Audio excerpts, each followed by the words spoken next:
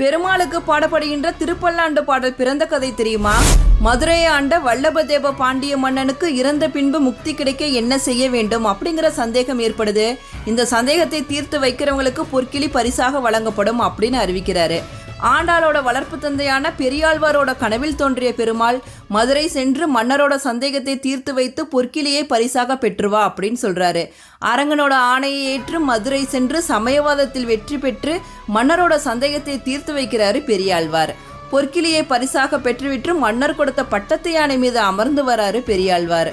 வெற்றி பெற்ற தன்னோட பக்தனுக்கு காட்சி தரணும் அப்படிங்கிறதுக்காக வைகுண்டத்திலிருந்து கருட வாகனத்தில் பெரியாழ்வார் முன்னாடி காட்சி தராரு பெருமாள்.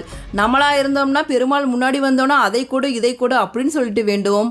ஆனால் பெரியாழ்வாரோ பெருமாளே யாரோடையாவது கண்ணு உங்கள் மேலே பற்றும் அப்படின்னு சொல்லிட்டு கண் திருஷ்டி போக்குறதுக்காக பல்லாண்டு பல்லாண்டு பல்லாயிரத்தாண்டு அப்படிங்கிற திருப்பல்லாண்டை பாடினாரு.